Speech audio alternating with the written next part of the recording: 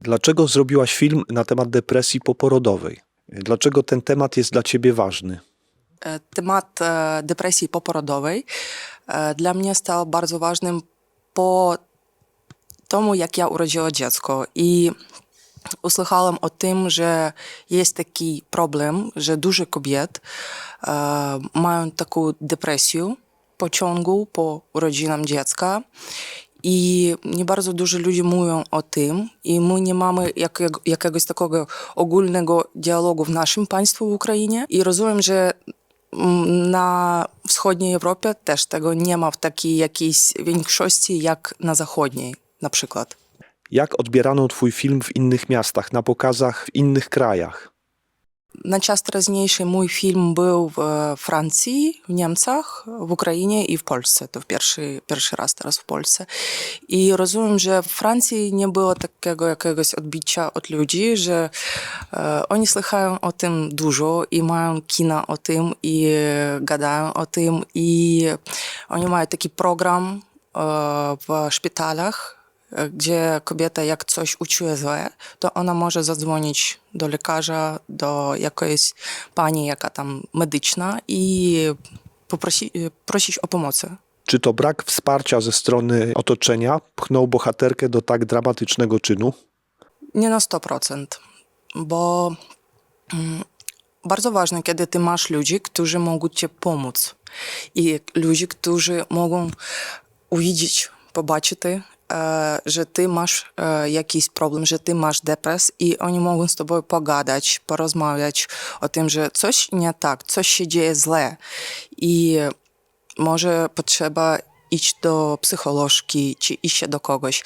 Właśnie tak, kiedy masz jakąś dużą rodzinę i kiedy ty nie na jedynce, to więcej procent, że to będzie lepiej w tym życiu i nie będzie takiego, że ona pójdzie do okna. Twój film ma wobec tego także rolę dydaktyczną.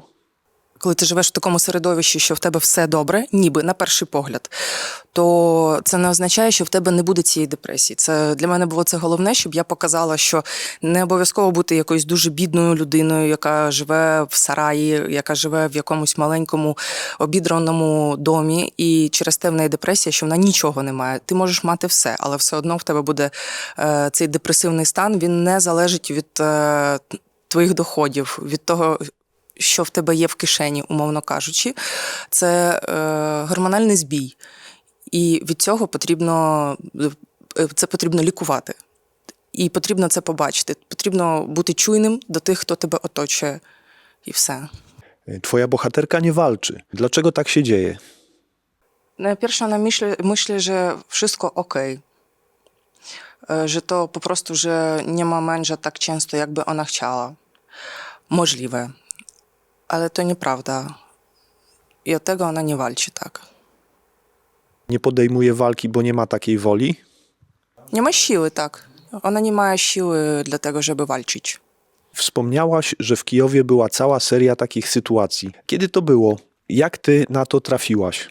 Коли ми готувалися до фільму, я багато читала про післяпологову депресію і для себе робила скріншоти всього, що я могла знайти, всіх ситуацій, які відбувалися на той момент. Це був 2020 рік, 19-20. І зараз я не слідкую, тому що інша тема важливіша, тема війни. І в реальності дуже багато жінок, які стрибають з вікон, топляться в ваннах, п'ють таблетки і просто вмирають. Але найгірше це ще є таке поняття, як феліцид. Це коли жінка вбиває себе разом з дитиною. І так цього було дуже багато. І коли ти починаєш загострювати увагу свою, тобі ніби це все підсилається ще в якійсь більшій мірі, і ти розумієш, що так, про це потрібно говорити, для того, що, можливо, цим фільмом я когось врятую. Це для мене найголовніше.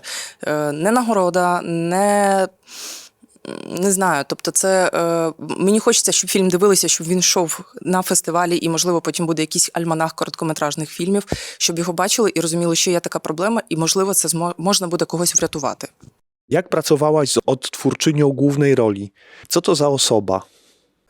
Я довго шукала акторку на цю роль. І Аліну, яка зіграла головну роль, я її знайшла абсолютно випадково. Мені допомогла одна з кастинг-директорок київських наших. Ми з нею познайомилися в Зумі. Вона була в той момент в Варшаві. І вона прилетіла з Варшави спеціально, щоб знятися в тизері. І ми потім з нею рік працювали. Працювали над роллю. Якби я її вчила бути мамою і відчувати те, що вона просто на фізичному і на психологічному рівні вона не могла цього відчути, оскільки вона не має дітей. І якось я знайшла чат з жінками з післяпологовою депресією. Ми зайшли в цей чат і були в ньому майже рік. Рік, так. І це був жах. Ми просто читали і німіли від цього. Ми втрачали всі слова, коли жінки писали, що я не знаю, я сьогодні прокинулася зранку, він почав плакати. І мені просто хотілося взяти подушку, його задушити або ременем. Просто вдягти йому на шию ремінь і просто його душити, тому що я не розумію, навіщо мені це все.